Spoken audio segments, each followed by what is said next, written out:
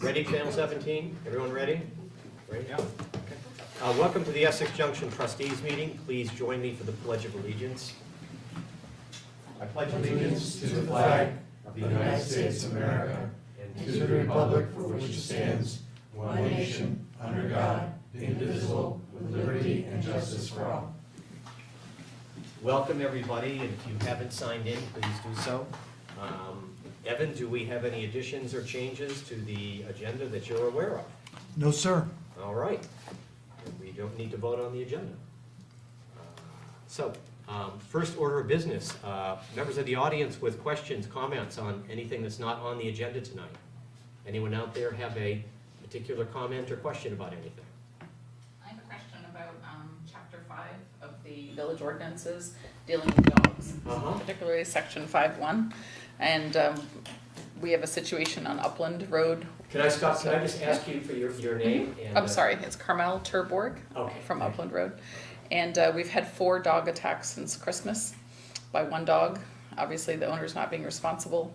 And we had the last one at a children's birthday party, almost tore apart another dog in front of the 6-year-olds. So that was one of the neighbors. Mine was the first attack that I know of on Christmas Day. So we need to look at what is the definition of a public nuisance and how to deal with some enforcement. Okay, Thank you.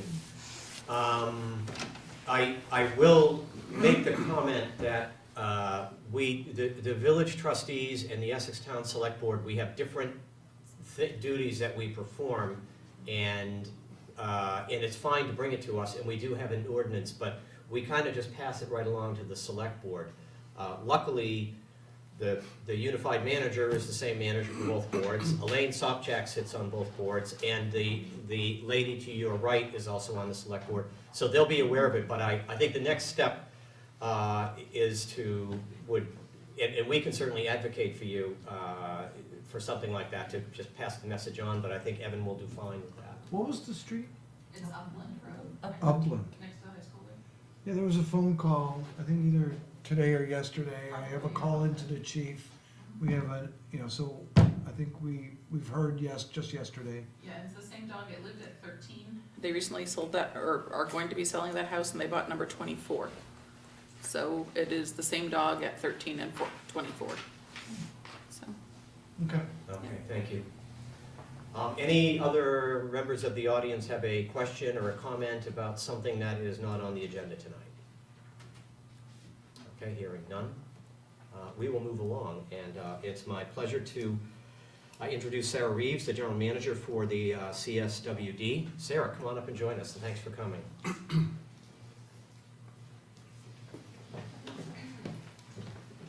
Thank you very much. I appreciate the opportunity to speak to you tonight about CSWD's budget. As you mentioned, my name is Sarah Reeves. I am the General Manager for the Chittenden Solid Waste District.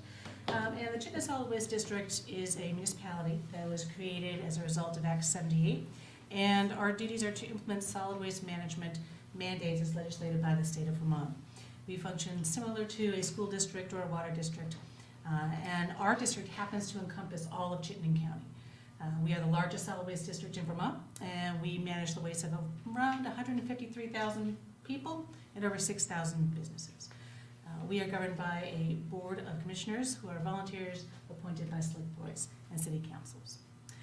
We employ a little over 50 people, about 55 people in 5 main departments: administration, finance, facilities, unregulated hazardous waste, and communications and outreach.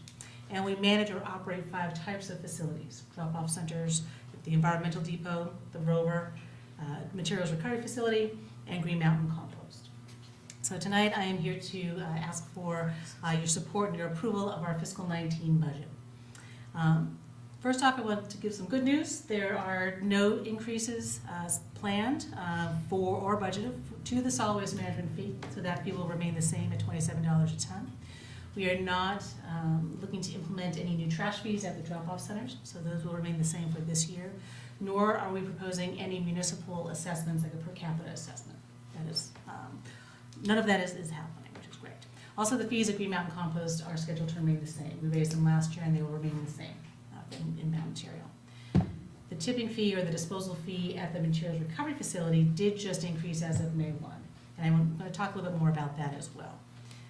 The administrative fee for biosolids as well did go up this year, due in part to the two parts of that increase. One was because we need to ramp up our capital investments and replacements, and the other reason is how we allocated costs across our budgets, all budget centers. And the one last item which caused a bit of consternation among my staff was we are now charging for blue bins. We had never charged for blue bins ever before, and we are now trying to recoup the costs of those bins. We would be charging $5 a bin. It cost us around $5.64. So we're still not recovering the full cost, but after 25 or so years of free, we do need to let folks know that recycling isn't free. So it'd be a small cost for us to recover. We're budgeting this year in our general fund revenues of $11,131,561,000. Budgeting expenses at $10,597,613,000. And this year we're anticipating a very high capital spend in the tune of $1,755,000.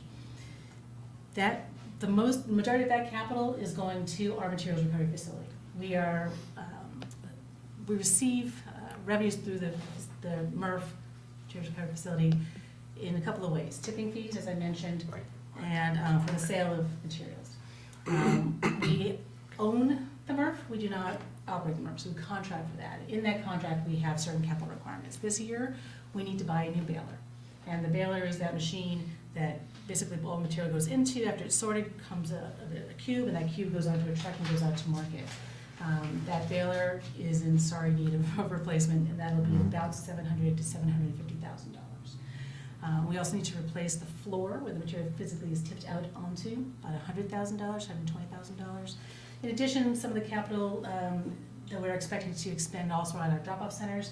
There are several that need some work that we're planning on either designing or doing the actual work, and we also need to plan for the beginning stages of perhaps building new drop-off centers. So there's a lot of activity going on this year, as well as replacing the biosolids trailers, as well as replacing drop-off center containers. So this is an unusually heavy capital year. And those are my general overviews. I like to try to keep that at a pretty high level so that I can get out to you all so that you can ask me your more specific and pointed questions that you may have. So I invite any questions. Sarah, I had one, it's not necessarily, it's not relevant directly to the budget, but there was one thing I was interested in which came across my email, which was you have a study looking at travel times to drop-off centers around Chittenden County. Could you just elaborate on that a little bit?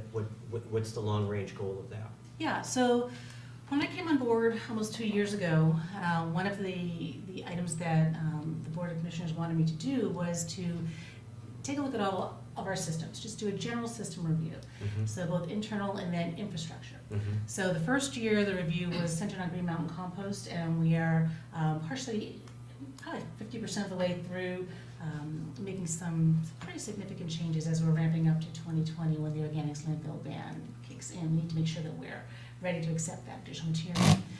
The next part of the infrastructure that I want to look at were the drop-off centers. Mm-hmm. So this is part of a general review of that system. Okay. The next phase will be the materials recovery facility, so we'll be looking at that as well. So the travel time is just part of the general information that we're gathering so we can bring that to our Board of Commissioners to see usage, how people are using the drop-off centers, where people are coming from, how far, how many cars are there on a given Saturday mostly, how long did it take to get there, and are there efficiencies that we can begin to incorporate? And if people are waiting a long time in line, why? Are they going from center to center to center? What's the reason? Are certain centers overused on one Saturday, and if so, can we redirect? And if so, what does that mean for drive time? Okay. So it's all part of that research. Another question I had, sort of jogging my memory back. I remember back a few years ago, there was a discussion, and Al, I'm sure will remember this, about consolidating areas for carriers, so that instead of having one street is served by 5 different carriers, and did that just become too complicated to do, or what happened to that? Yeah, that, it was before my time, but I've You heard know a lot about about it. it. Okay. So we're talking about consolidated collections Yes. of private haulers or franchising, Yes. several different terms for it. Yeah, so we engaged in a very public process, conversation about it, 5 or more years, about 5 years ago, Smiley.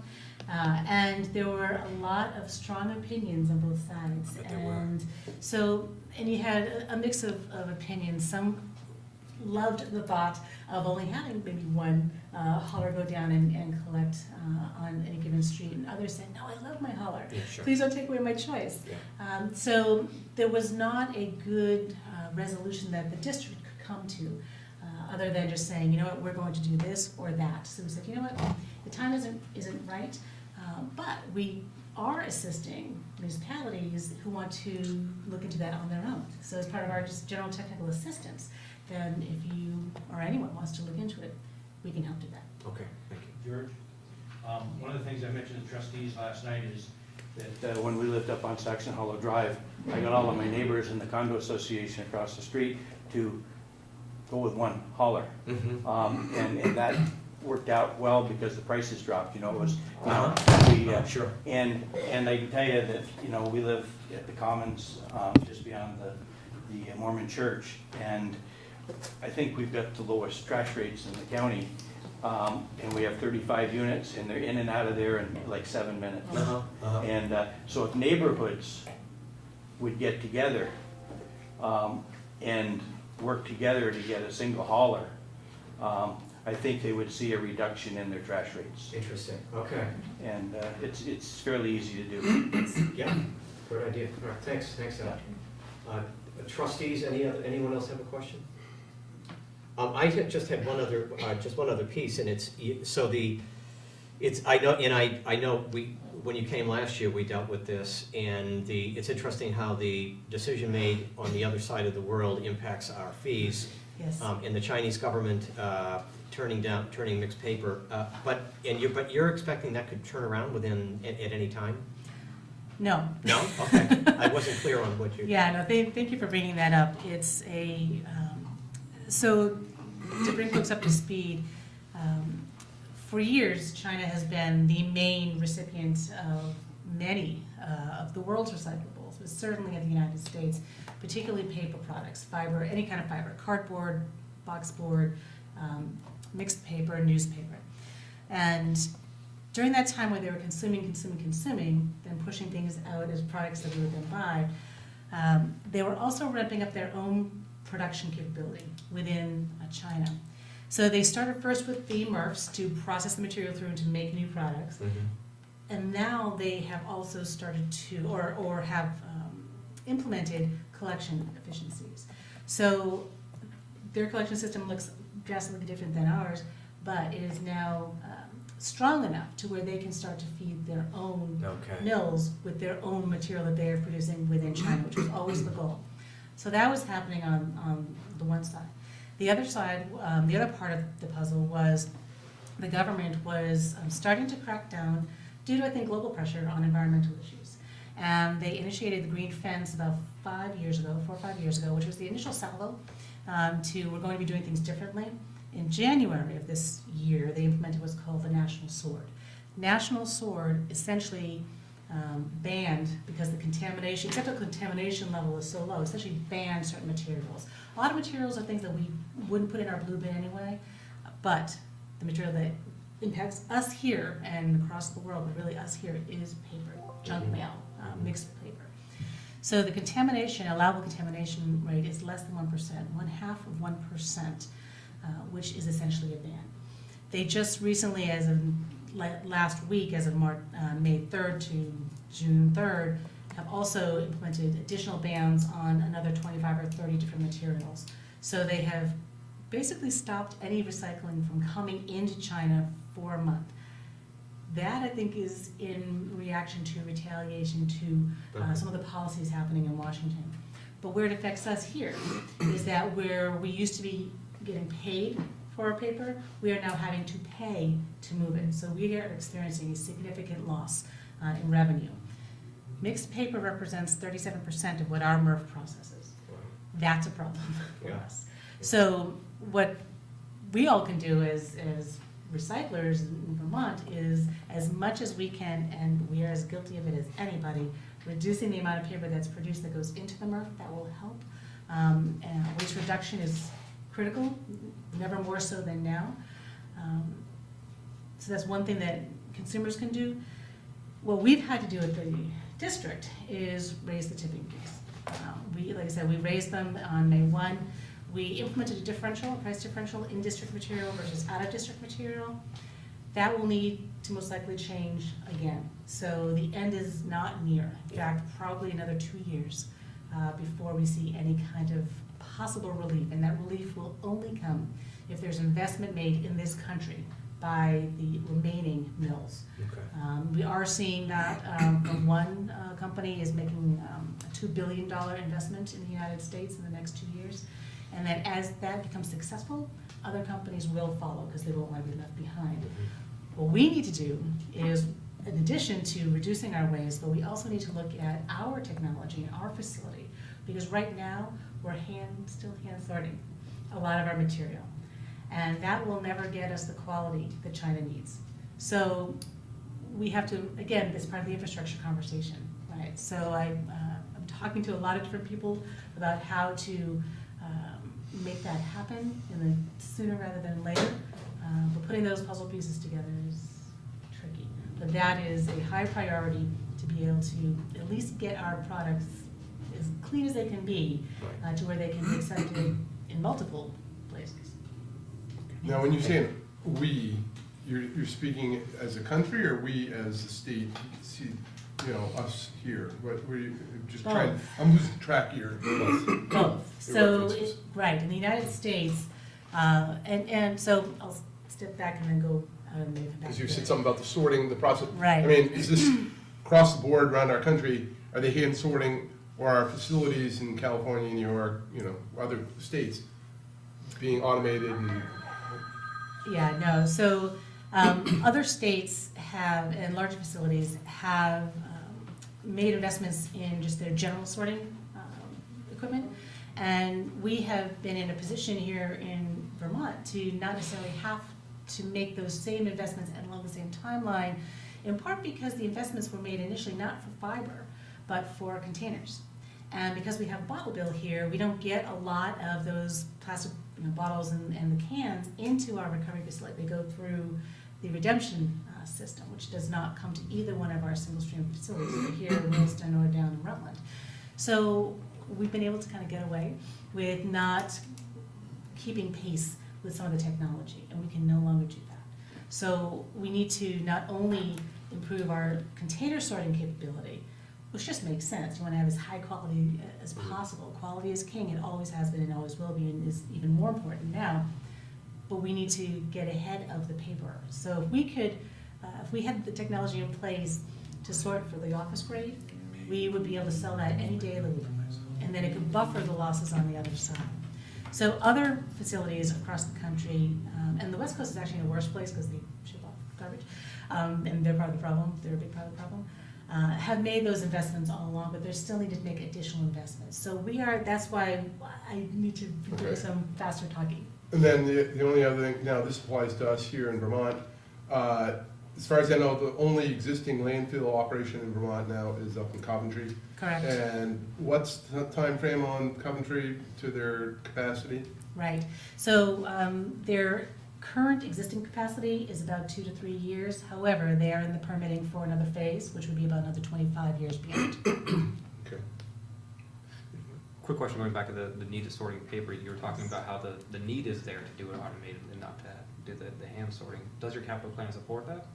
The current capital plan does not support that. That investment is a multi-million-dollar investment. So, ergo the need to be talking to folks about how we can look to fund that. So right now, the investment is solely to support the existing facility under the existing sorting scenario.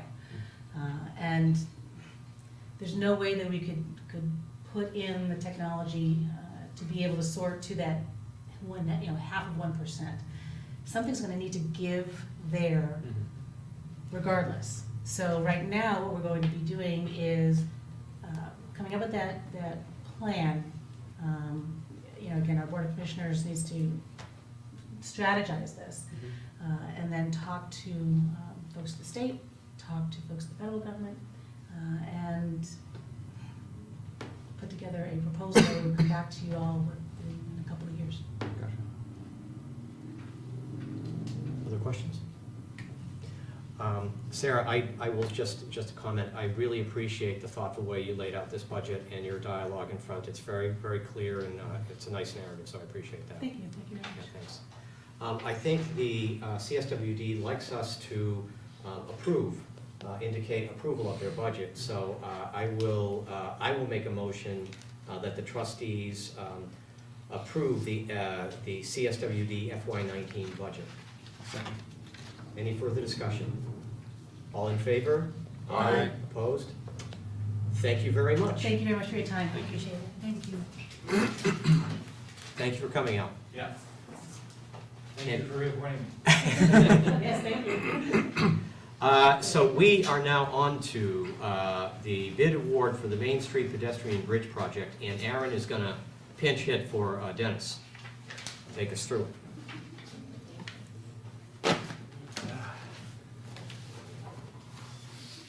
So you have that all in your. We have it all here. Yeah, We've got the whole package. I got all 32 pages. of it. We don't Wow. need a total review, just this. So, little brief history on the project. This was a grant award, Class 2 structures grant. The village was awarded 2 years ago, and brought it through design. Now it's out to bid, or was out to bid. Yep. Early this spring. We opened the bids April 20th. We have the prices down here. The engineer's estimate was considerably larger than our low bid of $115,400. We went through the process of reviewing the bids, reviewing the references. Both myself and the design engineer, Tim Dahl from Engineering Ventures, both agreed that we probably needed to seek further references for this project. So what we did was we requested additional references for the past 2 years from both the low bidder and the second low bidder. What this allowed us to do was actually see what type of work both contractors were doing over the past 2 years and whether or not it was comparable to the work that we had bid out for Main Street. Upon review of that, there were a few. The references provided by the low bidder, they just weren't there. A lot of them had to do with farm and agricultural infrastructure. There was one bridge he noted on one of the references, but it was in the middle of the field kind of thing, so there was no traffic control obviously involved with something like this. All the references provided by ECI, the second low bidder, were comparable projects, bridge repairs and such. So we went ahead and drafted a letter, which you can find on 31. Yep. And in that letter, it details the 4 major reasons why the village felt that the low bidder was not capable of handling this project. And it's not just the overall low bid, but the actual expertise and references of which he provided us for the past 2 years. So I'm sure you all had a chance to review the correspondence back and forth. That's the bulk of this, was the email. I wanted to document every step that we took, so. Yeah. Yeah, I mean, I would say that you did, or I should say overall staff did a good job explaining. You know, obviously, the bid process, we want to see the low bid, but when we don't go with the low bid, we have to have ample justification, and I think you've satisfied that. Staff has satisfied that with a lot of backup information. So that's my opinion. I share the opinion with you. The amount that we received this time is certainly significantly more than we typically do. Granted, this is a little bit of a different scenario, and I appreciate being able to come in here with a very informed opinion. Yeah, Evan. I appreciate all the efforts of the staff, but one of the other considerations is the location of this project. It is on Main Street. It is a highly traveled, high impact street. There will be a lot of lane constrictions and modifications. This is not someplace that you decide to maybe take a chance on a low bid. You have to check your references. And so I commend staff for catching that quickly Yep. and being so concerned. We did go through legal, and so if you have any other questions, you can grill Aaron Yep. further. No, and I note that look at the other two bids, they were well over $100,000 more. I mean, you're really not, the low bid and the ECI bid are really not all that, there's not a huge difference between them. So it's, I'm of the opinion that ECI has the capabilities Fine. and the depth on their bench to handle a project like this. okay. Okay. Any questions for Aaron? Doing good? Do I hear a motion? Then I'll move that the trustees concur with staff and award the Main Street pedestrian bridge rehabilitation project bid to the second low bidder, Engineers Construction Incorporated. Second. Lane seconds. Any further discussion? All in favor? Aye. Opposed? Great, thank you. And don't go away, because you're gonna Got lead one us. more for you. got one more for us, the traffic Traffic signal traffic maintenance. signal maintenance. I just saw them over on Park Street on my way home. The very gentleman we're gonna speak about right here. Right now, in a discussion here, there was a brief little history Dennis provided regarding how we've maintained our signals and intersections in the past. We don't have the capability, technical know-how, or the equipment to manage our own, neither the town nor the village. So a lot of that was subcontracted out to Yep. a company that no longer exists. Yep, So there was a stopgap kind of measure to try to figure stuff out with the state. We kind of piggybacked on their signal maintenance crew to help us through problem solving and troubleshooting intersections. The gentleman that was in charge of the state signals decided to retire, and he went into private practice with East Coast Signals. These folks know their stuff. They're currently installing all the signals throughout the 15 corridor through the town right now. Steve Guyette has the experience. He can troubleshoot just about anything. He's been key to our whole Suzie corridor, limping that along at times. So Staff is very comfortable with the recommendation and pick. We're familiar with Yeah. them. yeah, And Ricky works with him quite a bit, and they both work well together. He knows Five Corners very well. yep, that's good. That's important. So what we did is we put together a contract here. We had it looked at by all the legal folks. Yep. They made their adjustments to the draft, and we're looking for approval to sign the contract. Okay. Okay. Any questions, trustees? Everyone good with this? Okay, I will make a motion that the trustees approve the signing of a traffic signal maintenance agreement between the Village of Essex Junction and East Coast Signal. Second, or go ahead. Wayne, second. Any further discussion? We have Dan seconds. Any further discussion? All in favor? Aye. Opposed? Thank you very much, Aaron. Great, thank you. Thanks, Aaron. Thank you. And we are now on to an amendment to the open burning and enforcement ordinance. And I will, since this is on the agenda and I had invited members of the public to speak earlier about something that was not on the agenda, but now if someone in the audience would like to speak about something, about this, now would be the time. Yes, Oh, all right. you can just state your name and just, yeah. I'm Judith Graves, a village resident, Yep, and I would like to be able to open my windows in the summer. I have not been able to do that. There's been burning in my neighborhood 2-3 times a week. Sometimes the fire has been large enough to singe leaves on overhanging branches. The first thing I tried was to tell my neighbor, the smoke's coming to my house, and the burning continued. So, I guess I'm asking that the burn ordinance be strengthened, and also, one very windy day last fall, there was burning, and the fire chief came and told me that, I think I'm stating this right, there's a catch-22, that because there's no burn ordinance, he can't tell them to stop burning if it's too windy.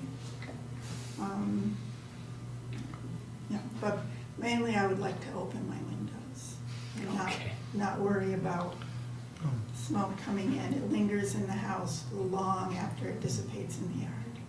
Okay. What street are you on? Athens Drive, Athens Street. yeah. Okay. Thank you. You can go back. You're welcome to stay there, or you can go back. Oh. Wherever you're more comfortable. Okay. Evan? So, with this is not the only complaint we have received throughout the village.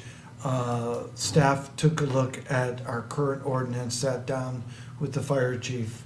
A lot of times when we do get a complaint or people see smoke, just rising up, they call the fire department. Depending upon what is being called in, they will go out there.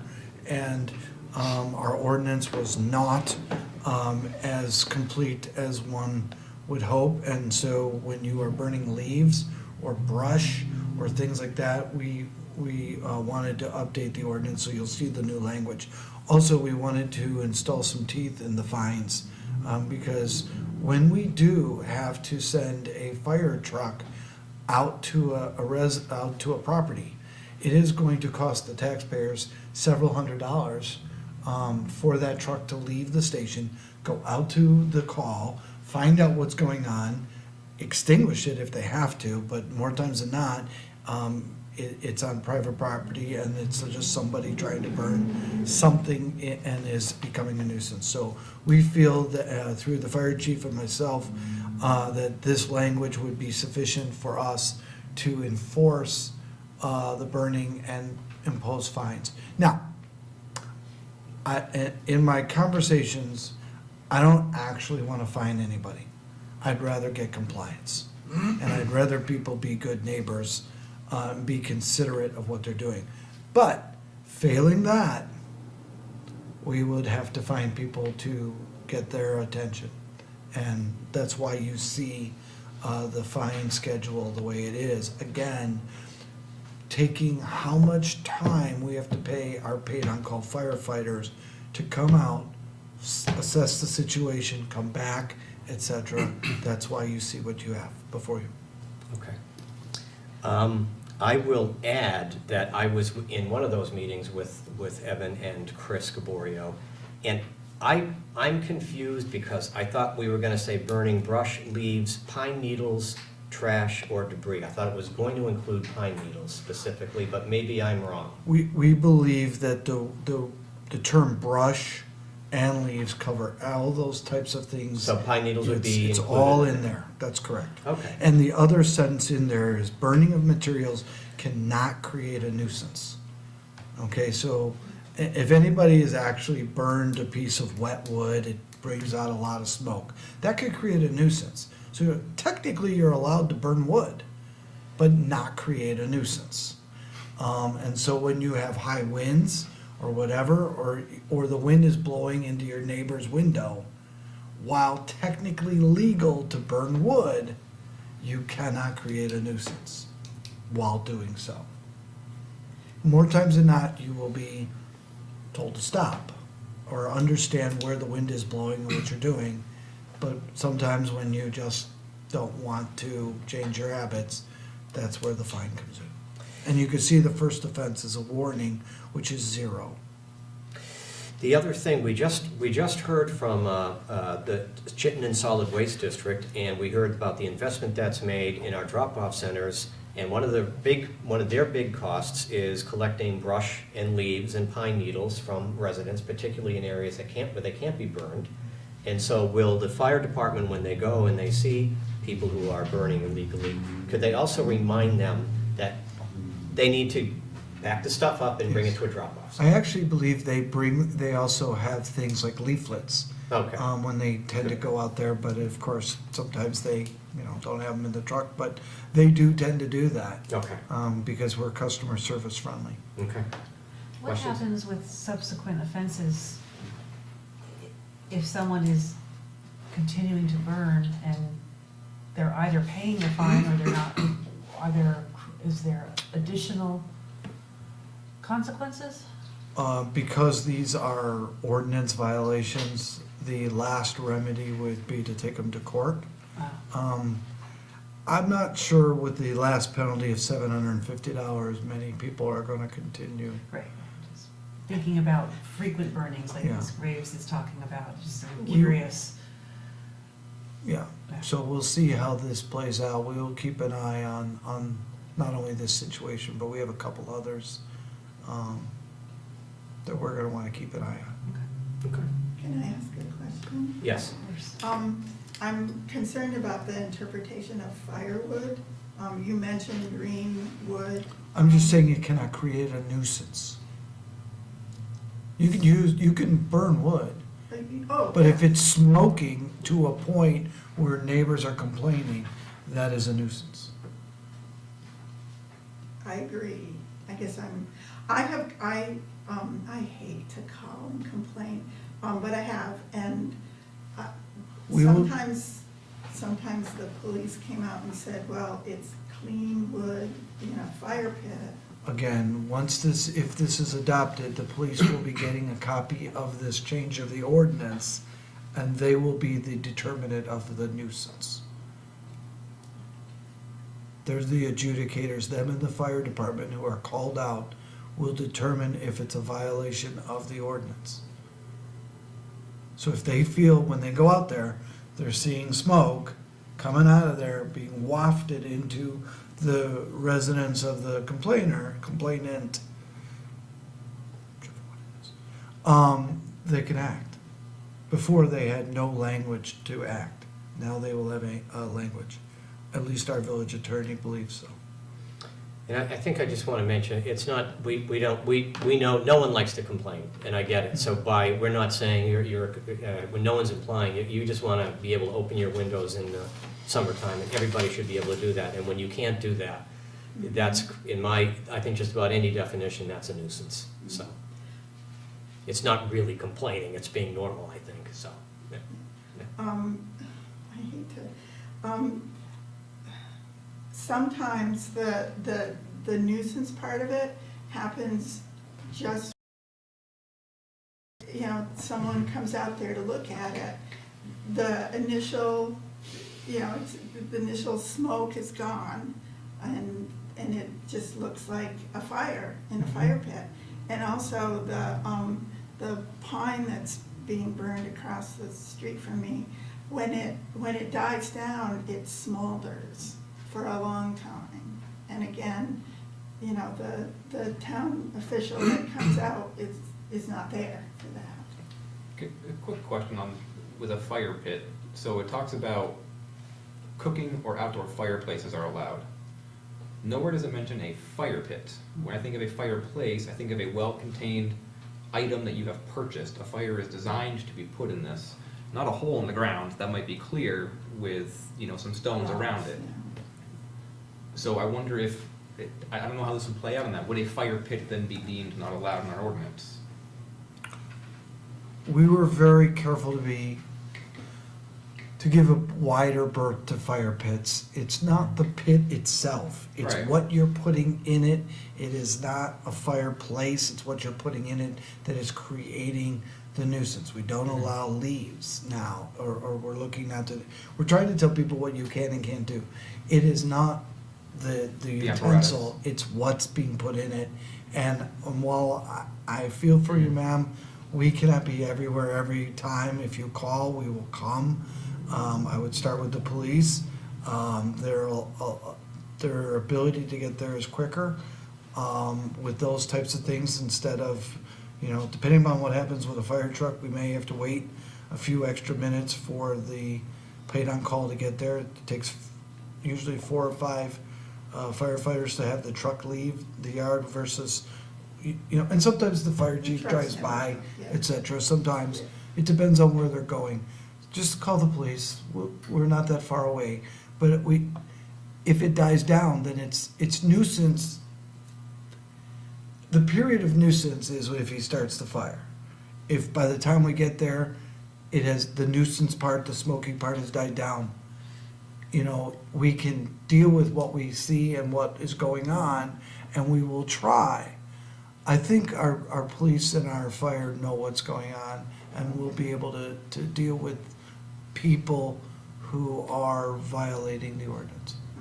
100%, I don't know, better than we were able to do before. Yeah. And I appreciate, the difficulty of writing an ordinance For anything, really.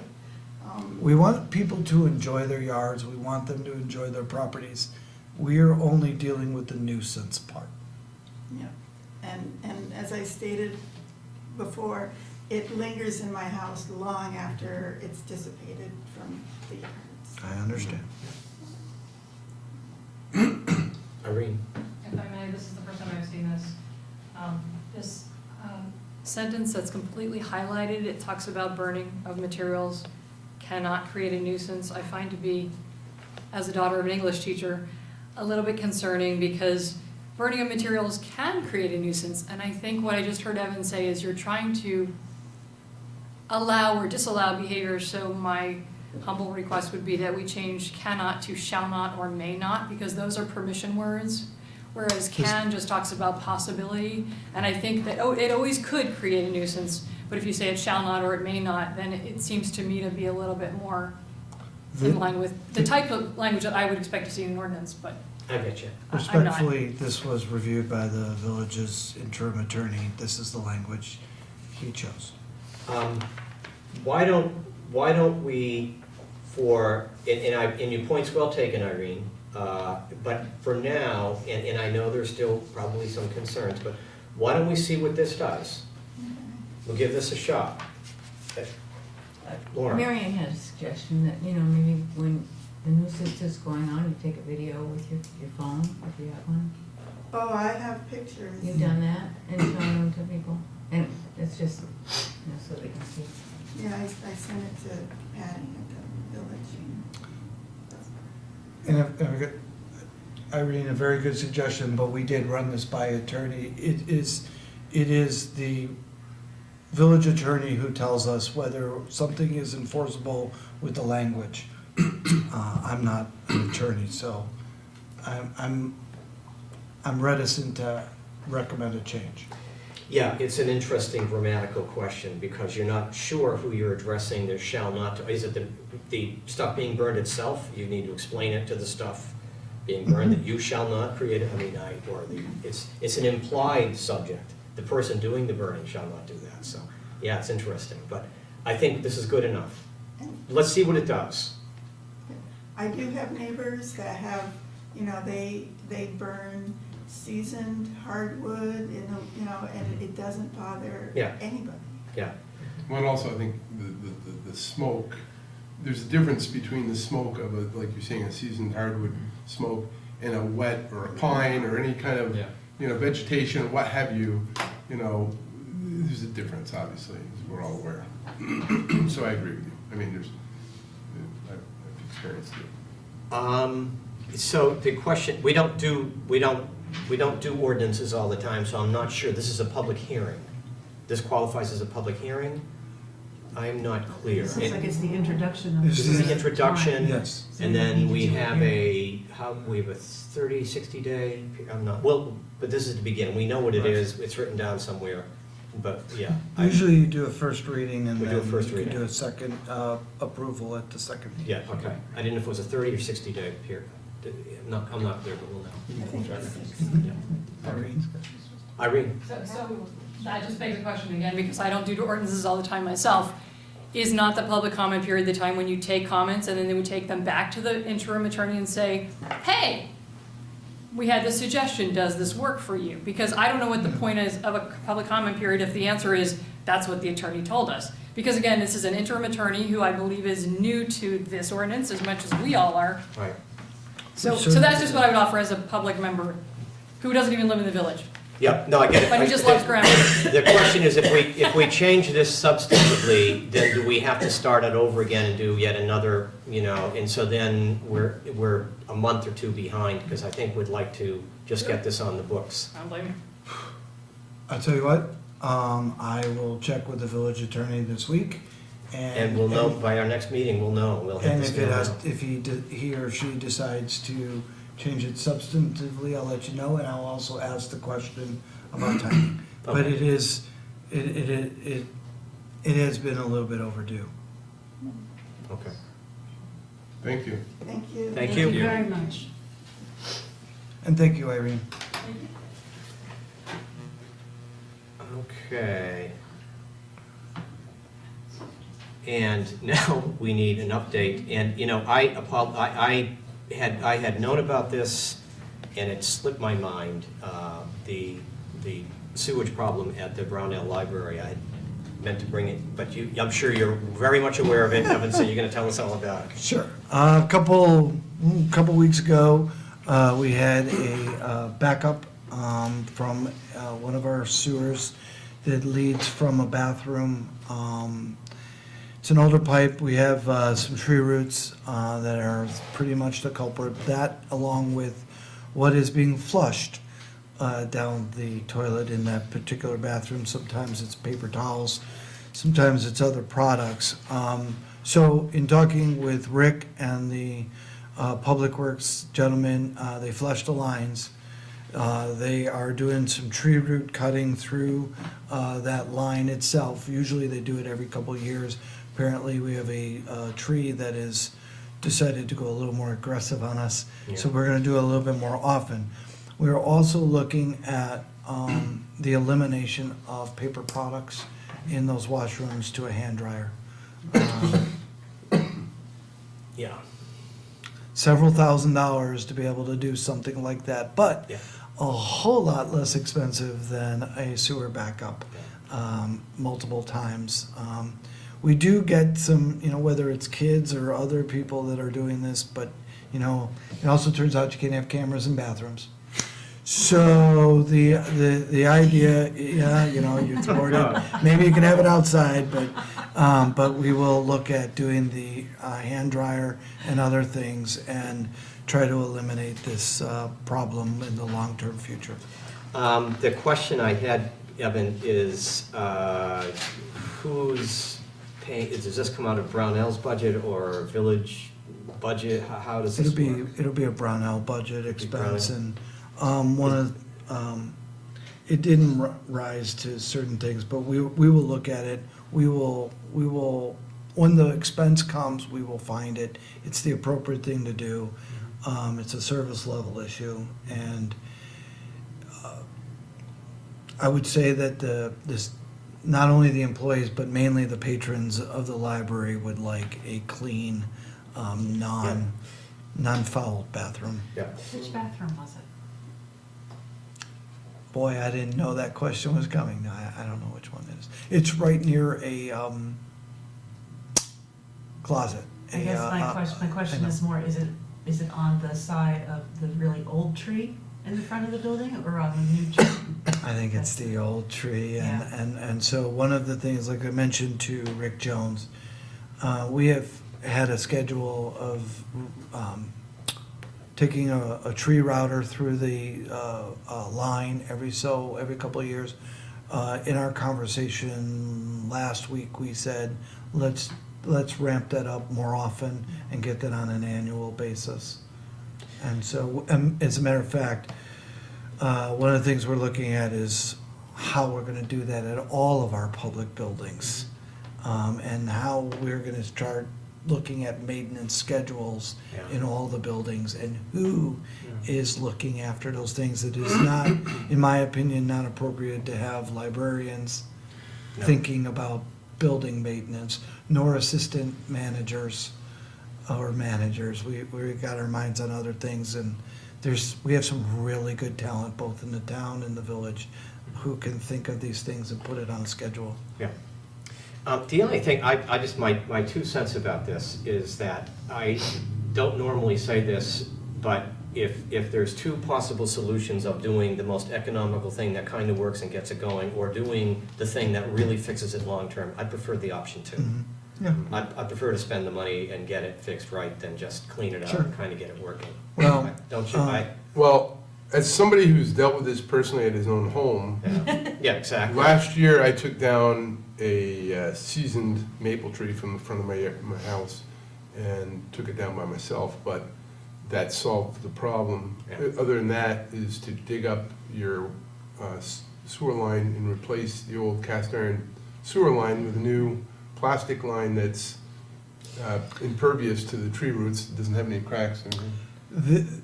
And we did look at some of this stuff. If I remember my conversation with Rick Jones, parts of this line go under the corner of the buildings. Yeah. So Yeah. removing this and replacing that line is not going to be economical, and that's why we're gonna do this way for a while and see how it plays. If in fact it doesn't, if it gets worse, we are gonna have to address Yeah. it further, but right now. Yeah, well, that's why I was mentioning the who's, because if it's, Brownell has a limited amount of money to spend on something like this, and so they're gonna, you know, I would rather say, okay, let's try to get it into a capital Yeah. something Sure. and do it right, instead of trying to do it on the cheap. I will also have the village's tree warden take a look at the tree and see if he has any suggestions. Lots of maple trees. Maple trees seem to grow really easily around here. Something about Vermont. You can If it was ash, we would, Well, Yeah, the ash, it was the emerald actually just borer, get the rid of it. emerald borer is coming around there. off at the 10. I'll just have Andrew drive down to New Hampshire. And, but no, we're sort of in that middle space Okay. with this one. Okay, good. Any other questions about this? We good? Okay, so we are on to the manager's report.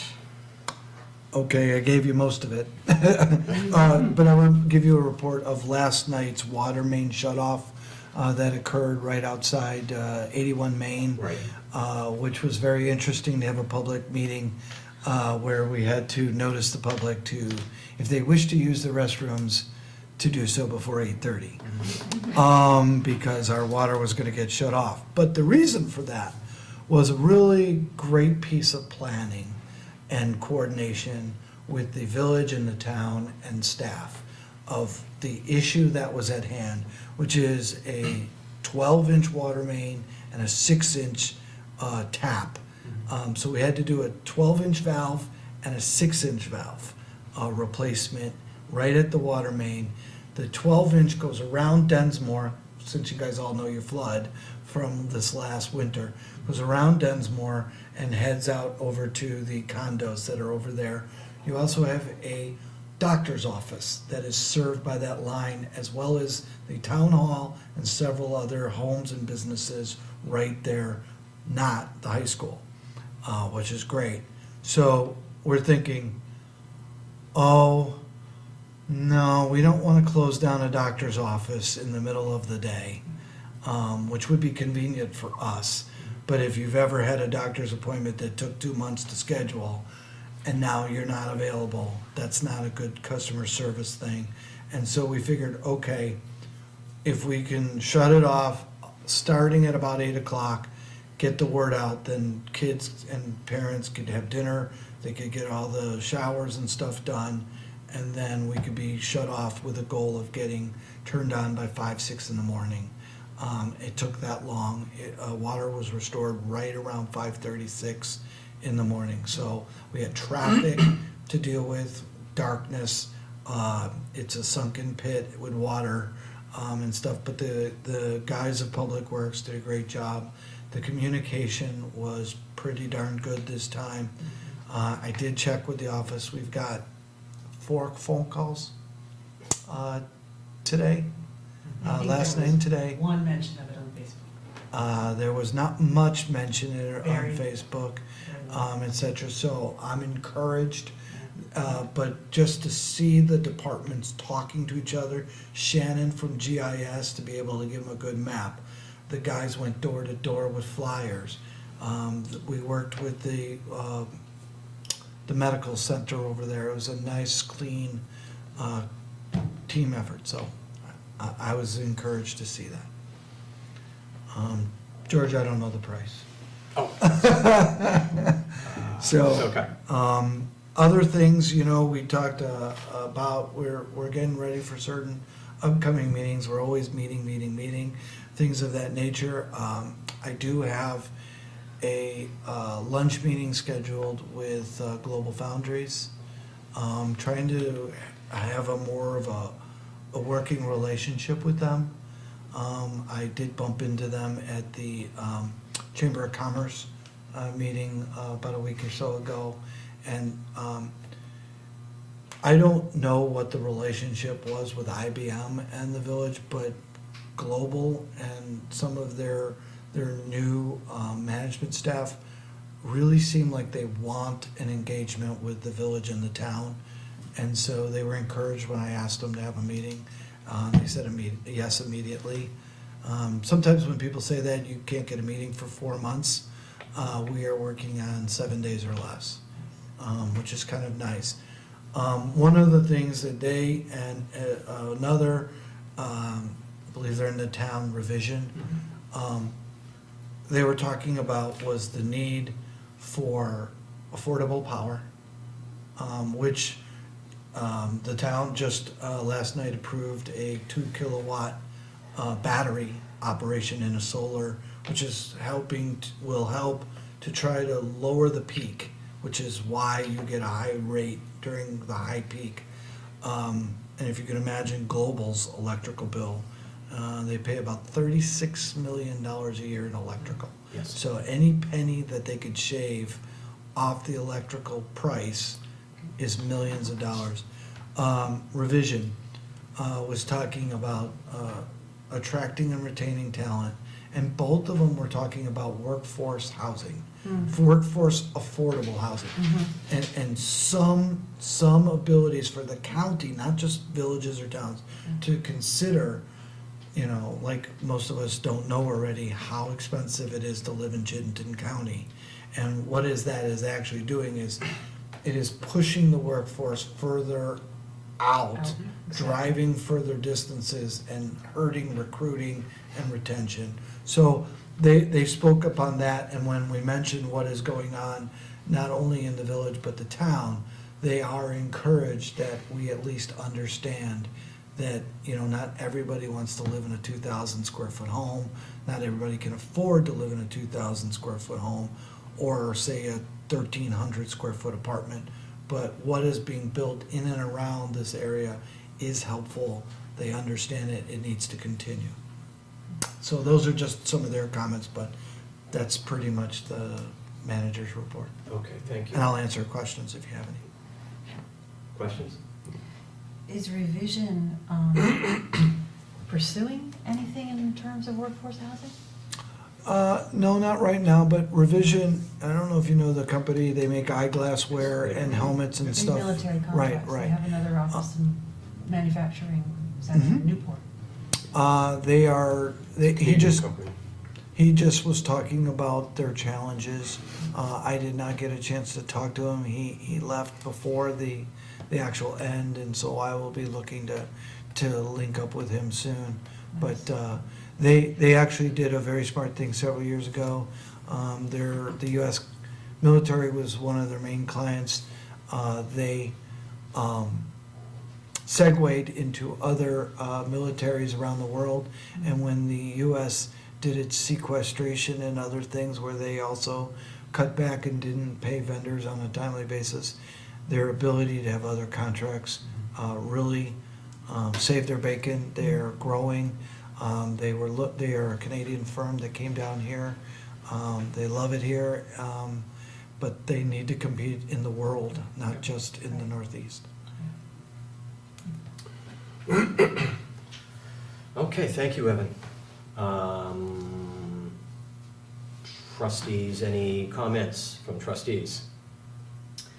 I just wanted to reiterate what Carmel Turbor said. She had emailed me and Lori today Yeah. with photographs and Right. details regarding the situation with the dog on their street. Yeah. So, I wanted to just confirm that I had told her to come and talk.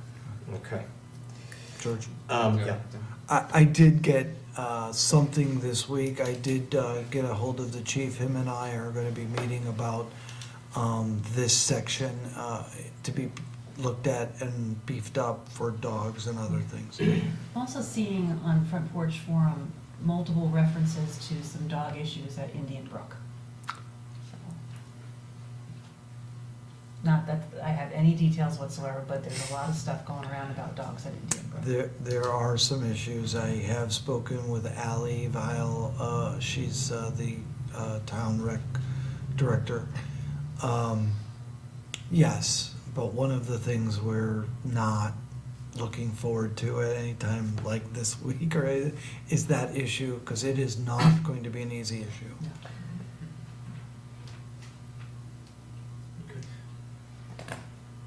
I got a couple comments. Go ahead. I really want to thank the village staff for the water work that was done, the fact that it was done at night. As someone who was affected, greatly appreciate that it happened at night so we could sleep easily. If our son needed to go to the doctor, the fact that that wouldn't have been interrupted, I greatly appreciate that, the forethought into that. With regards to revision and the workforce housing, I think this again kind of speaks to the need of what Maura Collins had come to us before about.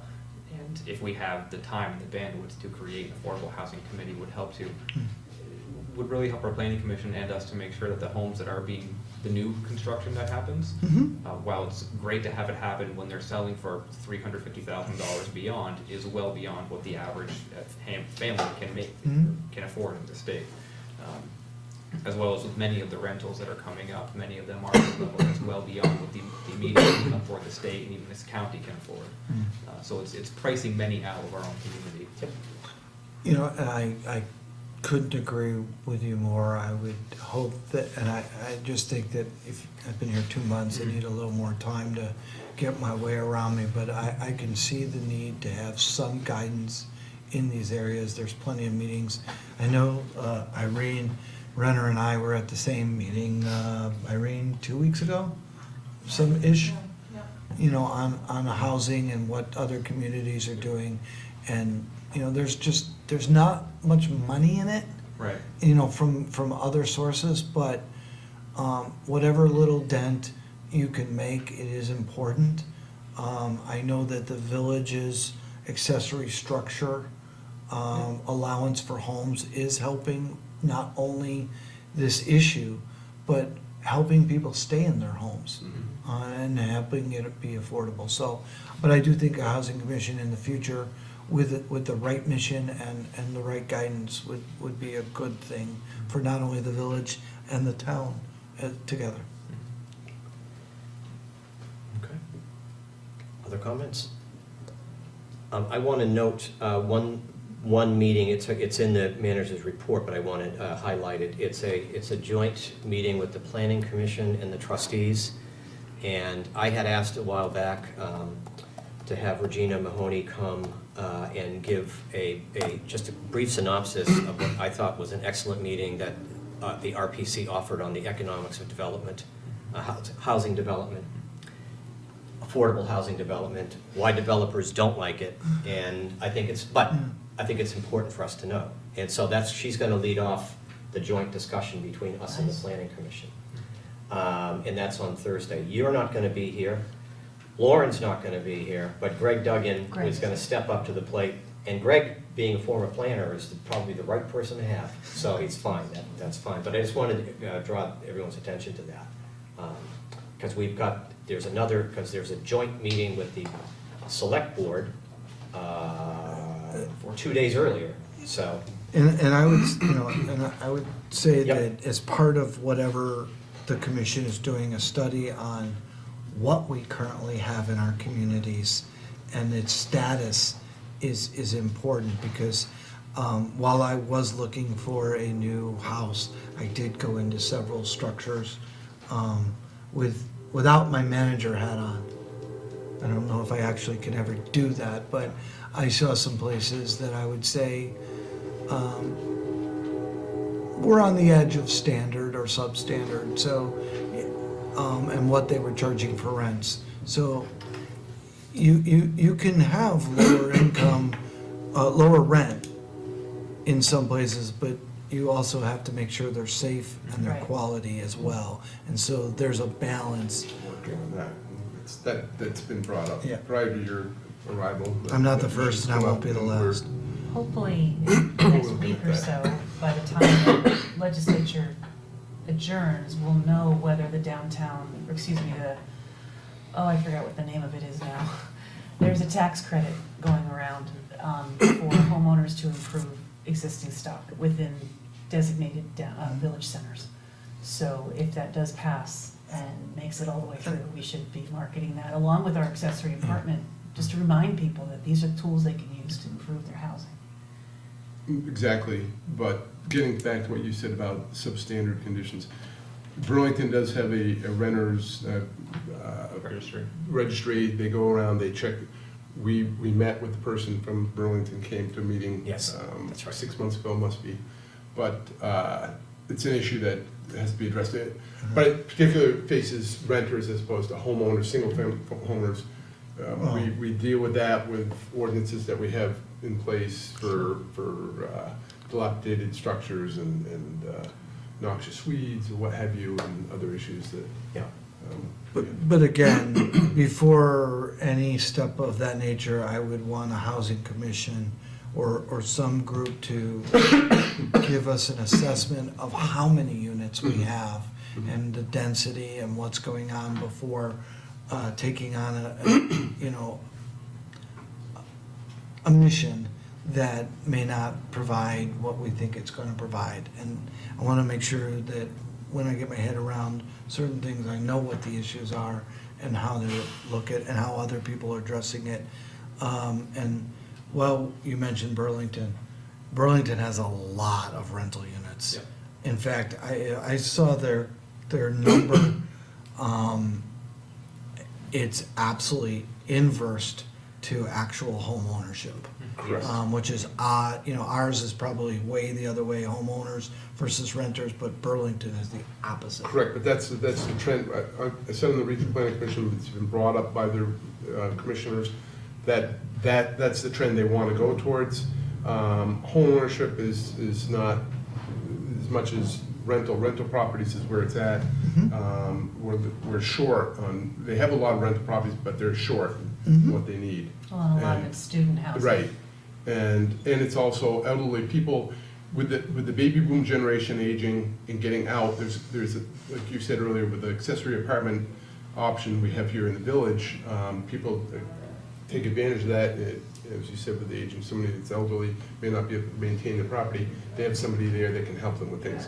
But also, as that inventory, that stock of large single-family homes come up, it's at a price point that's probably above what a lot of people can afford, as well as the fact that now those people want to move into something smaller, it's manageable. We have senior housing that's going to be coming up here in the near future in the village, and it's all plays Sure. together. The other interesting thing of the senior housing phenomenon is the seniors are the people that are leaving these larger homes of the $300,000, $350,000 variety are actually in competition with younger first-time home buyers in that size range. Yeah, we've seen that here. So, very interesting conversation, and I look forward to months of more meetings with the committee and commission but it's for the right thing. I mean, not only does your business community want it, your residents want it,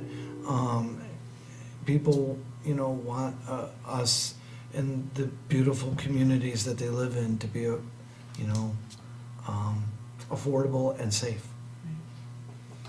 Okay, can I have 5 minutes to go on a rant, please? Because I just got my water bill, and I noticed that nowhere on the water bill is there an option to pay my water bill in person at Lincoln Hall anymore. And I don't remember, I thought where we left this, that wasn't gonna happen. And so, I don't mean to blindside anybody, I don't mean to bring something up, but I wanna mention this, I do wanna mention this. The reason that I don't think it's a good idea is not out of territoriality or village versus town politics.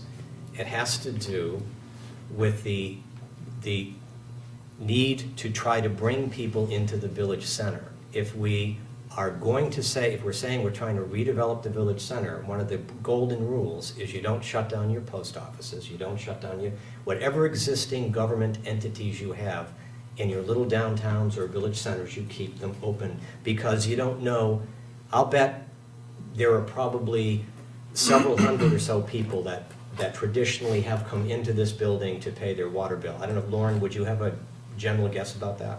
How many people over the year normally would come in and pay their water bill? It's a pretty steady stream. A lot. None of those people will be walking into this building anymore. Yeah, go ahead. Not to rain on your parade, but, I mean, we're talking the village center, 81 Main Street is a chip shot from the village It center is. district. So I really don't feel like we're losing a lot of people outside the village center, because when I go over to 81 Main, which is about a 1 minute, 2 minute walk from here, I think they're still in the village center. They're still in the, well, technically they're not, because it's not in the Well, it's village close, I center mean, zone. it's, But my point is that if you Split gotta hairs. have, if over the last 10 years, we've put $10 million into the, I mean, 10 million, we put $1 million into this building, mhm. outside and inside. And we spent about 150,000 just for that office to make it customer friendly. If the train station brings in a few hundred people, over the course of a few weeks, every other little thing you do brings in several dozen people here or 100 people there. Dan, I just don't understand, I don't understand why someone can't come in here. If someone wants to go to the library and go to Martone's and then pop into the village office and pay their bill, they're now going to, that's not an option anymore. I agree with you, and I think. And I don't understand why it's so hard to just have someone collect that bill in the office here and then bring them over to 81 Main Street. I'm sorry, I know, it's just a thing, but, sorry, I said it was a rant.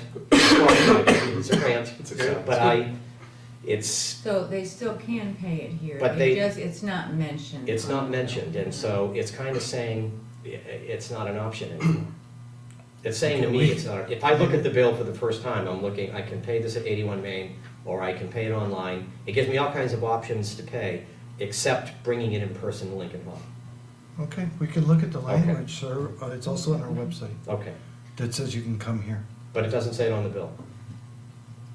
We can fix that. Okay, Yeah, if I buy something online through a retailer or something and it says you can, did you have to return it to the place. website? I wouldn't then go to the store to return it, I return it based on what my bill said. I didn't know it didn't say that. yeah, it does. We got have that? been kind of encouraging people to pay over there. I know, because- and I understand it, I get it. But we can at least fix that. So I'm the president of the board of trustees, I get to rant from time to time about these things. Okay, Yes, you that's all I had to Yes, say. you do. Yeah. There was, okay, I think we're good. Did we cover everything? So we've got joint meeting with the select board. I would mention to you folks, we have a big writing assignment. I hope you're all. Homework, Working on it. homework. You know, Yeah, it's kind of like a I'm in like 5 or 6 hours. Is the absolute latest? Yes. Yes. I qualified and said you don't have to have everything. You can. That's true. You can say absolutely nothing if you want to. Say that. Okay. But the select board might feel differently about it. You might, on their behalf, have to say something. So, okay.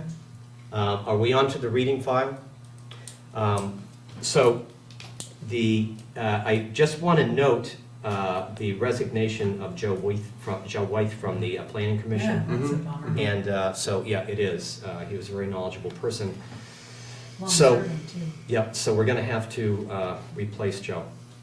It's an opportunity. We'll have to advertise the position.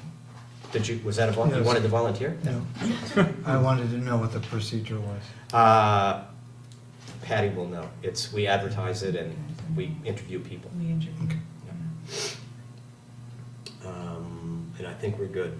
And consent agenda? I'll move we approve the consent agenda. Second. Any conversation? All in favor? Aye. I'll move we adjourn. Second. Any further conversation? All in favor? Aye. Okay, thank you. Thanks, Thank you. guys. Thank Thanks, you. Mike.